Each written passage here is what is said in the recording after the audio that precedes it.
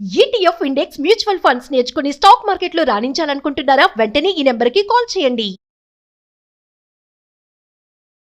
నమస్తే రమగారు. నమస్తే జయ. మార్గశిర మాసంలో వచ్చే గురువారాలకి చాలా ప్రత్యేకమైన స్థానం ఉంది. మనం ఒక కథను కూడా చెప్పుకుంటూ ఉంటాం. అవును. మరి ఈ సంవత్సరం ఎన్ని గురువారాలు వచ్చినాయి? ప్రత్యేకమైన పూజా విధానం ఏమన్నా ఉంటుందా? 4 గురువారాలు వచ్చాయి. మామూలుగా గురువారాన్ని లక్షవారం అంటారు కొన్ని ప్రాంతాల్లో. అవును. మనకి ఈ సూత్రాలు మార్చుకోవటం, లేదా ఏదైనా ఇంట్లో బూజులు దుమ్ము తెలపటము, ఎవరికైనా డబ్బులు ఇవ్వటము, అలాంటివి మంగళ శుక్రవారాలు వద్దని. కొన్ని చోట్ల శుక్రవారమే నియమం. ఆ రోజు ఇవ్వకూడదు, ఆ రోజు బూజులు దులపకూడదు, ఇంట్లో నుంచి చెత్త కూడా బయట పెట్టకూడదని నమ్ముతారు. అయితే ఈ గురువారం నాడు కూడా ఇలాంటివి చెయ్యని విధానాలు కొన్ని చోట్ల కనపడతాయి. మా గురువారాన్ని లక్షవారం అనే పిలుస్తారు. శుక్రవారం ప్రఖ్యాతంగా మనం లక్ష్మీ పూజ చేసుకుంటాం. ఇవి మన శ్రావణ మాసంలో అయితే శుక్రవారాలు చాలా ఇంపార్టెంట్. గురువారం అంత ఇంపార్టెంట్గా కనపడదు. గురువారం మనకి దత్తాత్రేయ పూజా విధానం, గురు పూజా విధానం అవి కనపడతాయి కదా. దత్తాత్రేయులు దత్తులు గురువులు అలా పూజిస్తారు. కానీ ఈ మార్గశిర గురువారాల్లో లక్ష్మీ పూజ చాలా ముఖ్యంగా చెప్తారు. ఇదొక లక్ష్మీ వ్రతం. దీనికి పెద్ద పూజ హడావిడేం లేదు. లక్ష్మీదేవికి షోడశోపచారాలు శుక్రవారం నాడు ఎట్లా చేసుకుంటామో అదే పూజ. ఓకే. అయితే ప్రత్యేకంగా ఇందులో కొన్ని నియమాలు మాత్రం ఉన్నాయి. ఈ మార్గశిర గురువారాలకి నియమం ఉంది. వ్రతానికి ఒక కథ ఉంది. ఆ కథ చెప్పుకుని అక్షంతలు వేసుకోవాలి తల మీద. మీరు నోముగా చేస్తే, నోములు ఉన్నవారు, నోము ఉండి ఉన్నవాళ్ళు, లేదా ఈ సంవత్సరం నుంచి చేద్దాం అనుకునేవాళ్ళు చేసుకోవచ్చు. ఇది మా ఇంట్లో ఆనమాయి లేదు, ఆన లేకపోతే చేయకూడదు అంటారు కదా, మాకు లేదండి అంటారు. లేకపోయినా గురువారం శుభ్రంగా పూజ చేసుకోవచ్చు. లక్ష్మీ పూజ ఈ దీంట్లో నియమం ఏంటంటే, ఈ శుక్రవారం నాడు తలస్నానం చెయ్యాలి, కానీ నెత్తికి నూనె పెట్టుకుని వదిలించుకునే వ్యవహారం చేయకూడదు. ఈ గురువారం నాడు తలకి నూనె రాయకూడదు. లక్ష్మీదేవికి శిరోభారం వస్తుందట, తలకాయ నొప్పి వస్తుంది. అందుకని మన తల జిడ్డుగా ఉంటే, తల ఊరికే జిడ్డుగా ఉన్న తలలు లేకుండా చూసుకోండి. నెత్తి మీద నీళ్ళు పోసుకోవాలి. పిడప పెట్టుకుంటాం కదా ముందు, తల నీళ్ళు ఆరడానికి. తర్వాత ఆ పిడప తీసి పక్కన పెట్టి నీళ్ళు ఆరిపోతే దువ్వుకోవద్దు, దాన్ని ముడేసేసుకోవాలి. విరబోసుకుని వంటలు చేయటం లాంటి వ్యవహారాలు చేయబోకండి. దాన్ని ముడేసుకోవాలి. లేదా నాలా పొట్టి చుట్టు వాళ్ళు అనుకో, మడత పెట్టి ఒక క్లిప్పు పెట్టుకుని జుట్టు వేళ్లాడకుండా చేసుకోవాలి. తల దువ్వకూడదు పూజ అయ్యేదాకా. మామూలుగా మనం ఏం చేస్తాం, పొద్దున్నే స్నానాలు చేసాక కొంచెం తలకాయ చక్కగా దువ్వుకుని కాసిన పువ్వులు అవి ముడుచుకుని కూర్చుంటాం పూజకి. ఇప్పుడు తల దువ్వుడు లేకుండా పువ్వులు ముడుచుకోవచ్చు. దువ్వకూడదు, నెత్తికి నూనె రాయకూడదు. పూజ అయ్యేదాకా ఇట్లా నోట్లో ఏది వేసుకోకూడదు. ఈ నియమం ఉంది ఈ మార్గశిర గురువారానికి. మనం పూజ చేసుకుంటే ఎవరికైనా ఈ కథ చెప్పాలన్న నియమం కూడా ఉంది. మా ఫ్రెండ్ భావని ఉంటుంది కదా, గురువారం కథ చెప్తాను అంటుంది. ఎవరో ఒకళ్ళు ఊగొట్టాలి అవతల వాళ్ళు. వాళ్ళు ఒకళ్ళే ఉన్నారనుకో, ఇంట్లో ఎవరు లేరు, ఎవరికైనా ఫోన్ చేసి కథ చెప్తాను ఊగొట్టు అని కొట్టించాలి. ఆ కథ చెప్పాలి ఒక్కరికైనా. మీకు ఎంత అదృష్టం రమ్మగారు, లక్షల మందికి చెప్తా ఉన్నారు. చెప్తాను కదా నేను, నిజం రమ్మగారు, ఏటా చెప్తున్నాను నేను. గురువారం నాడు ప్లే అయ్యిందంటే ఇంకా అదృష్టం. ఊరికి ముందు వినేస్తే కాదు, ఆ రోజు వింటే ఈ కథ నేను చెప్పే కథ మీరు హాయిగా విని అక్షింతలు వేసుకోండి, హ్యాపీగా సరిపోతుంది. ఇంకేం లేదు, కథే చెప్తాం. అలాగే రమ్మగారు. మీరు పొద్దున్నే ఏం చేయటం, తలస్నానం చేసేసి ఏమీ నోట్లో వేసుకోకుండా ఇల్లు అవి శుభ్రాలు ముందే చేసుకుని తలస్నానం చేస్తాం కదా, ఇల్లు శుభ్రం చేసుకుని లక్ష్మీదేవికి మీకు ఆల్రెడీ ఇంట్లో ఉన్న విగ్రహమే స్వరూపమే ఉంచుకోవచ్చు, ఏం పర్వాలేదు. ఆవిడకి పూజ చేసుకోండి. షోడశోపచారాలంటే ఏముంది, ఆవాహనము స్థాపనము చేశాక నవరత్న ఖచ్చిత సింహాసనం, అర్ఘ్యం పాద్యం ఆచమనీయం, స్నానం, ఆభరణం, వస్త్రం, పుష్పాలు, గంధము వరుసగా సమర్పిస్తామా. అయిన తర్వాత లక్ష్మీ అష్టోత్తరం చదువుకోండి. లక్షణంగా ఏం పెద్దది శాస్త్రమే చదవాలన్న నియమం లేదమ్మా. మీకు అందరికీ ప్రకృతి నమః, ఓం వికృతి నమః ఉన్నాయి కదా నామాలు, 108 చిటుకుని అయిపోతాయి. ఏ స్తోత్ర నీతి ఇలాంటి యాప్లోనూ చక్కగా లక్ష్మీ అష్టోత్తరం అని కొట్టారంటే వచ్చేస్తుంది, ఎక్కువ సమయం పట్టదు. 108 పువ్వులుంటే చక్కగా పువ్వులు సమర్పించి అర్చన చేసుకోండి ఒకటి. లేదా 108 పువ్వులు లేవు, కాసినే ఉన్నాయి పువ్వులు, ఓ చిటికెడు కుంకుమ పట్టుకోండి. నా వేళ్ళు చూడండి ఏం చేస్తున్నానో పట్టుకోండి. ఆ పట్టుకుని ఈ పుస్తకం చూసుకుని అది చదువుకోండి. అయిపోయాక ఈ కుంకుమ సమర్పించి దండం పెట్టుకోండి. స్తోత్రం అయ్యాక ధూపం దీపం నైవేద్యానికి మనం వ్రతంగా చేసేటట్టయితే నియమం ఉంది. వారానికి ఒక్కొక్కటి చొప్పున చేసుకోవాలి. ఈ వారం ఇది, వచ్చే వారం ఇది, ఇలాంటి లెక్క ఉంది, చేసుకోవచ్చు. లేదా మీకు అలవాట్లేదు, చేత కాదు, అవన్నీ చేయలేం, పాయసం చేసి పెట్టండి చక్కగా. క్షీరాన్నం చేయండి. సేమియా పాయసం, సగ్గుబియ్యం పాయసం చేయకండి. అన్నంతో బియ్య పాయసం చేసి క్షీరాన్నం చేసుకుంటాం అవును. కదా, పరమాన్నం అంటాం. ఇన్ని శనగపప్పు వేసుకోండి అందులో. ఆ బియ్యంలో శనగపప్పు వేసి శుభ్రంగా పాలు పోసి పాయసం వండేసుకోండి. అంత పాయసం అమ్మవారికి నివేదన చేయండి. తర్వాత కథ నేను చెప్తా కదా, చక్క అక్షంతలు చేత్తో పుచ్చుకుని కథ విని ఆ అక్షంతలు అమ్మవారికి కొన్ని సమర్పించి కొన్ని తల మీద వేసుకోండి. మార్గశిర గురువారం పూజ అయిపోయింది లక్షణంగా. క్షీరాన్నం అంటే అంటే వచ్చినా రాకపోయినా ఆ. క్షీరాన్నం అంటున్నారు. కాకుండా ఉంటే అసలు నియమం ప్రకారం ఏం చేసుకోవాలండి? మనం వ్రతంగా చేసుకుంటే ప్రాంతాల వారీగా తేడాలు ఉంటాయి జయ. వీటిలలో గోదావరి జిల్లాలో ఒక రకం. ఈ వ్రతాన్ని మనకు తెలిసైతే ఎక్కువగా వైజాగ్ ఆ ప్రాంతాల వాళ్ళు ఎక్కువ చేస్తారు. మార్గశిర గురువార వ్రతాలు అక్కడ ఎక్కువ. అవును. పూలగం పెడతారు మొదటిది. తర్వాత ఏమో గారెలు రెండో వారం. తర్వాత కాదు, అట్లు తిమ్మనం అంటారు. అట్లు పోస్తారు. అట్లు పోసి తిమ్మనం అని చేస్తారు. తిమ్మనం అంటే ఈ బియ్యం కొంచెం నానబెట్టి కొబ్బరి బియ్యం గ్రైండ్ చేసి పాయసంలాగా ఫిర్నీ అంటారు దాన్ని. చేసుకోవచ్చు, బాగుంటుంది. అట్లల్లోకి నలుచుకునేందుకు అది పెట్టుకుంటారు. తర్వాత ఏమో గారెలు, చిత్రాన్నము, అప్పాలు, పాయసము ఇలా చేస్తారు. వారానికి ఒకటి. ప్రాంతాల వారీగా ఖచ్చితంగా తేడాలు ఉంటాయి. అయితే మామూలుగా చూడు, శ్రావణ శుక్రవారాలు 4 వారాలే కదా. అవును. ఈ గురువారాలు 5 చేయాలి. 5 ఎట్లా చేస్తాం? 4 వారాలేమో మార్గశిరంలోనే, 5వది పుష్యమాసంలో వచ్చే గురువారాన్ని 5వసారి చేసుకుంటారు. 5వ వారంతో సంవత్సరం పూర్తయిపోతుంది. మళ్ళీ వచ్చే సంవత్సరం మీకు ఆసక్తి ఉంటే ఏటా ఏటా చేసుకోవచ్చు. దీని ఉద్యాపన వ్యవహారం ఇది కూడా ప్రాంతాల వారీగా కొంచెం తేడాలు ఉంటాయట. కానీ మనం నోముగా పెట్టుకోకపోతే ఏటా చేసుకోవచ్చు. మార్గశిరంలో ఇంకా పెద్ద విశేషంగా పూజలు కనపడవు కదా మనకి. అందుకని శుభ్రంగా గురువారం పూజ చేసుకోవచ్చు కదా హాయిగా. కథ ఎలాగో మనం చెప్తాం కదా, ఇంతే పూజ. మీకు అవకాశం ఉన్నవాళ్ళు చక్కగా చేసుకోండి. మీ ఇంట్లో ఉంటే మానేయకుండా చేసుకోండి. మీకు ఈ కథ, ఈ కమామేషు నచ్చితే లక్షణంగా చేసుకోండి. ఏ భయమో లేదు. నేనైతే ప్రతి గురువారం పాయసం చేసి పెడతా. పావుని దగ్గరే విన్నా, నాకు నచ్చింది, తినడానికి బాగుంది. ఏం పోయింది? మార్గశిర మాసం లక్ష్మీ పూజ మన ఇంట్లో ఉండాల్సిందేననేమీ లేదు. శుక్రవారం చేసుకుంటాం ఎలాగూ లక్ష్మీ పూజ, గురువారం కూడా చేసుకుంటాం. అధికస్య అధికం ఫలం, అంతే, తప్పేముంది? అందుకని నేను ఈ అలవాటు చేసుకున్నా. మీకు ఎవరెవరికి ఆసక్తి ఉంటే, ఒకవేళ ఓ గురువారం కుదరలేదనుకో, నా సంగతే చెప్తున్నానమ్మా, మీ సంగతి కాదు. ఓ గురువారం కుదరకపోతే దండం పెట్టి ఊరుకుంటా. ఇవాళ సాగలేదు, నేను బయటికి వెళ్ళిపోవాలమ్మా, రేపు పొద్దున కలుసుకుందామని దండం పెట్టేస్తా. ఒక లక్ష్మీ క్షీరసముద్రరాజు తనయం శ్లోకం చదువుకుంటాను. లక్ష్మీదేవి ప్రతిమ ప్రతిమ ఉంది. ఆవిడ కొంచెం గంధం బొట్టు పెట్టి 1-2 పువ్వులు పెట్టి ఈ పటిక బెల్లమే ఆవిడ కూడా నివేదన చేసి వెళ్ళొస్తాను. మళ్ళీ రేపు కలుసుకుందామమ్మా అని చెప్పేస్తాను. కుదిరిందా అన్ని వారాలు చేసుకుంటా. నేను శ్రావణ శనివారాలు అంతే, ఇవంతే. కుదరకపోతే అదేదో బ్రహ్మాండం పగిలిపోతుందని, లైన్ తప్పేసామని, నెత్తని చేస్తుందని, తర్వాత ఏమో అమ్మవారు ఏదో చూపిస్తుందని. భగవంతుడి పట్ల భక్తి ఉండాలమ్మా, భయం వద్దు. భయపడేంతగా భక్తిలోకి వెళ్ళబోకండి. చేసుకోవద్దు. 4 గురువారాలు ఉన్నాయి. ఒక గురువారం అయినా లక్ష్మీ పూజ చేసుకోండి లక్షణంగా. 4 చేసుకోగలిగారనుకో, అది కసి అధికం ఫలం, మీ ఇష్టం. దీనికి ఒక కథ ఉంది. పూర్వం అట ఒక బ్రాహ్మణ కుటుంబం ఉండేది. ఆయనకి మొదటి భార్య గతించింది. ఆ మొదటి భార్యకి సుశీల అని ఒక చిన్న పిల్ల ఉండేది. ఆయన మరి ఇల్లు బ్రాహ్మణ ఇళ్లలో ఏంటంటే యజ్ఞం అని, హోమం అని, ఆడపిల్లలకి పెళ్ళిళ్ళకి పక్కన భార్య ద్వితీయంగా ఉండాలని, వాటన్నిటికీ భార్యలు అవసరం. ఆ కాలంలో తప్పకుండా ద్వితీయ వివాహాలు చేసుకునేవాళ్ళు. ఎవరో చాలా పెద్దవాళ్ళు అయితే తప్పిస్తే చిన్న వయసు వాళ్ళు అయితే అయిపోయి, పెద్దవాళ్ళు కూడా పెళ్ళిళ్ళు చేసుకునేవాళ్ళు. యజ్ఞాలు ఉన్నాయి, ఆడపిల్లలకి కార్యాలు ఉన్నాయని ఆయన ఇంకో పెళ్లి చేసుకున్నారు. చేసుకుంటే ఈ సుశీలని కొద్దిగా సవితల్లి పర్వాలేదు, బాగానే చూసేది. అయితే ఆవిడకి వెంటనే పిల్లలు పుట్టారు.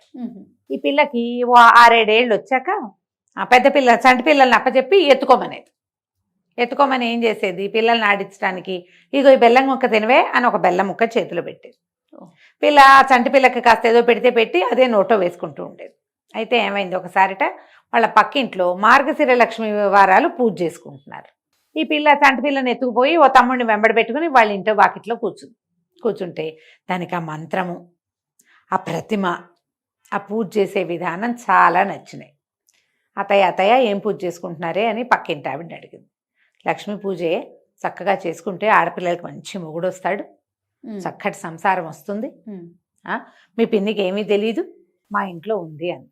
ఈ పిల్లకి చాలా నచ్చింది. మొదటి గురువారం నాడు చూసింది. ఏం చేసింది, రెండో గురువారం నాడు అది పిల్లలకి బొంగరాలు చేసుకోవడానికి బంకమట్టి తెస్తే ఆ బంకమట్టితోటి చక్కగా చిన్న లక్ష్మి వాళ్ళ ఇంట్లో పక్కింట్లో ఉంది కదా, అది చూసి అంత లక్ష్మీదేవి ప్రతిమ చేసుకుంది. ఆ ప్రతిమకి వాళ్ళ దగ్గరే వీళ్ళ వాకిట్లో కూర్చుంటే వాళ్ళ ఇల్లు కనపడుతూ ఉంటుంది. ఇక్కడ కూర్చుని జిల్లేడు పువ్వులతోటి కాసినేవో ఆకులు చేతికి అందినవి చక్క పచ్చగా బాగుంటే ఇప్పుడు ఇట్లా తుంచామనుకో ఇవి వస్తాయి, మన దీనిలాగా తులసి దళంలాగా వస్తాయి కదా, అట్లా దళాలు కోసుకొచ్చి కొన్ని చెట్లాకులు ఆకులు పువ్వులు సమర్పించి నైవేద్యంగా బెల్లం సమర్పించి పూజ చేసుకుంది. అక్క ఏదో చదువుతోంది కాబట్టి పక్కనున్న పిల్లలు కూడా మాట్లాడకుండా కూర్చున్నారు. కూర్చుని చక్కగా పూజ నడిచింది. పిల్ల బాగుందిగా. వచ్చే వారం ఈ వారం కూడా చేసింది. 4 ఆ సంవత్సరం 5 గురువారాలు వచ్చినాయి. వాళ్ళు మొదటి వారం వాళ్ళ ఇంట్లో చూసి 4 వారాలు చేసుకుంది. బాగుంది. వాళ్ళ ఇంట్లో పుష్యమాసంలో గురువారం కూడా చేశారు చెయ్యాలని, అప్పుడు కూడా చేసుకుంది. ఈ లెక్కన 5 గురువారాలు అమ్మడు చేసింది. దానికి చాలా సంతోషం వచ్చింది. ఆ ప్రతిమని దాపెట్టుకుంది ఎక్కడో. మరుసటి సంవత్సరం కూడా చేసుకుంది. తల్లి తండ్రి బాగుపడ్డారు. అంతకుముందు సామాన్యమైన కుటుంబం వాళ్ళది. కాస్త శుభ్రంగా చెయ్యాడేలాగా వచ్చింది వాళ్ళ పరిస్థితి. 3 4 పిల్లలు కూడా పుట్టారు. 3 మగ పిల్లలు 3 ఆడపిల్లలు పుట్టారు. ఈ అమ్మాయి ఒక్కతేగా, వాళ్ళు 5 6 ఉన్నారు.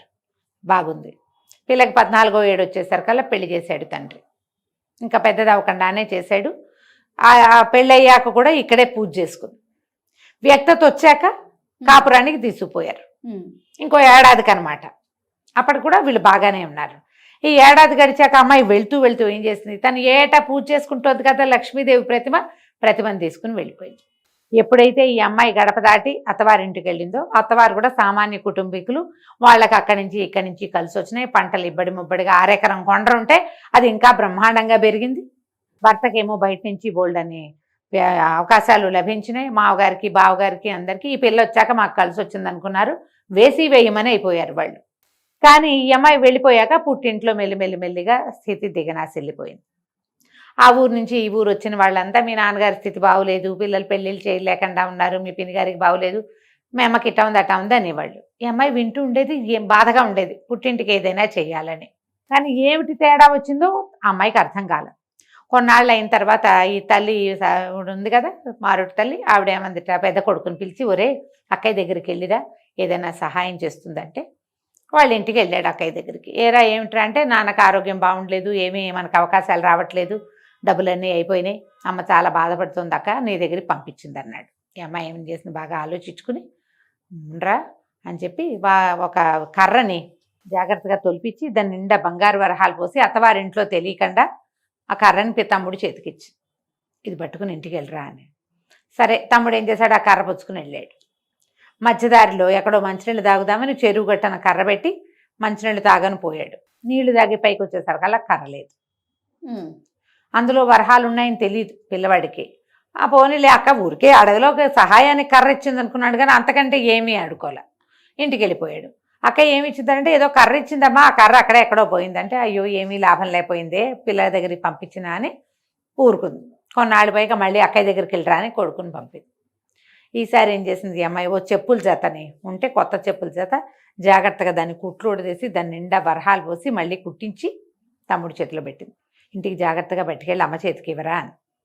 వాడేం చేశాడు, ఆ పిల్లవాడు వెళ్తూ చెరువు గట్టను చెరువు గట్టను పెట్టి, మరి అంతంత దూరాలు నడవద్దు, మంచినీళ్ళు తాగడానికి దిగాడు. మళ్ళీ పైకి వచ్చేసరికి చెప్పులు లేవు. అయ్యో, సలీసుగా అక్కడ పెట్టుంటే ఎవరో తీసుకుపోయారు. అదే అయిపోయింది. మళ్ళీ ఏమైంది, 3వ మళ్ళీ వచ్చాడు.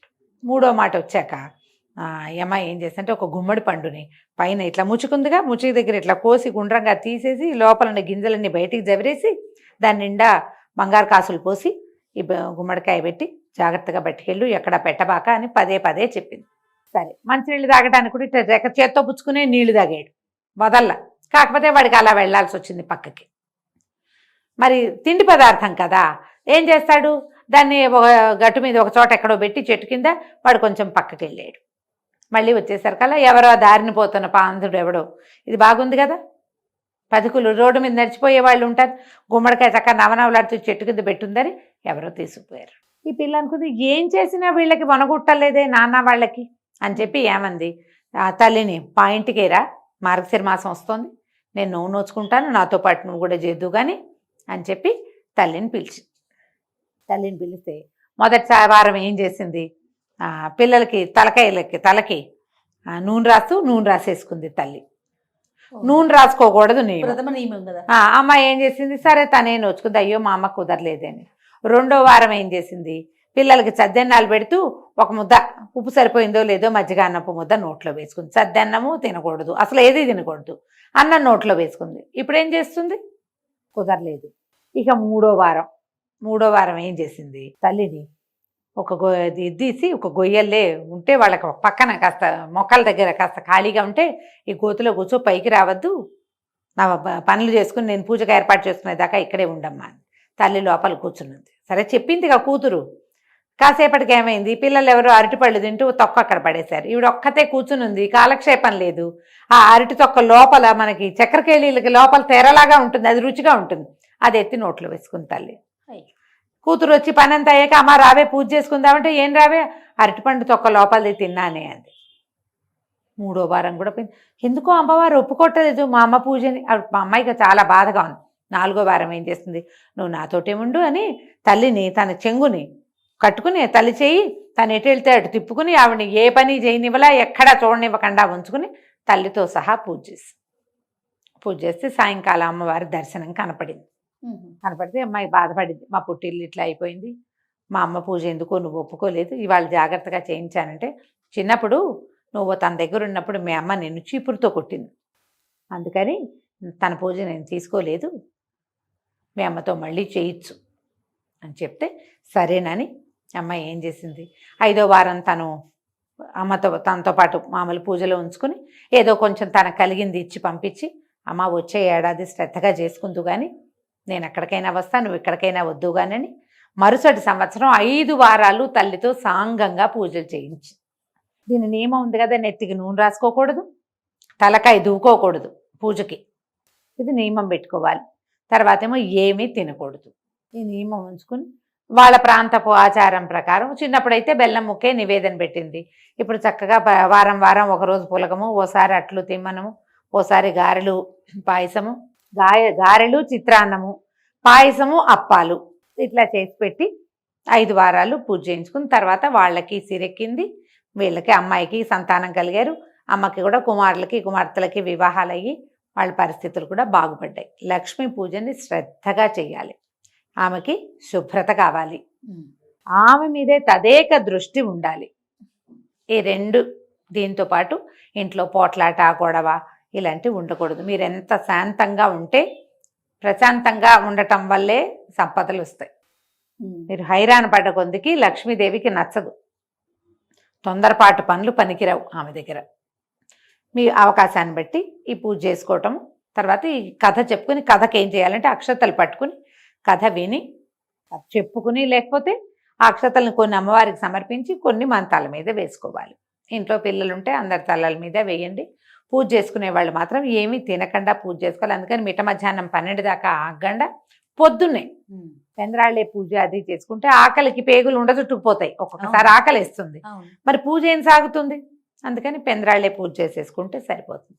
ఈ మార్గశిర గురువారాలు లక్ష్మీ పూజకి అనువైనవి కాబట్టి కథ చెప్పుకున్నా చెప్పుకోపోయినా, నైవేద్యం ప్రత్యేకంగా చేసినా చేయకపోయినా, శుక్రవారం చేసుకునే పూజని గురువారం నాడు కూడా చేసుకోండి. దీనివల్ల లక్ష్మీ ప్రసన్నత కలుగుతుందని బోలెడన్ని వ్రతాల్లో చెప్పబడింది. మనకు అవకాశం ఉంది కాబట్టి ఎన్ని వారాలు కుదిరితే అన్ని వారాలు చేసుకుందాం. సంతోషం. నమస్తే. నమస్తే చెయ్యి.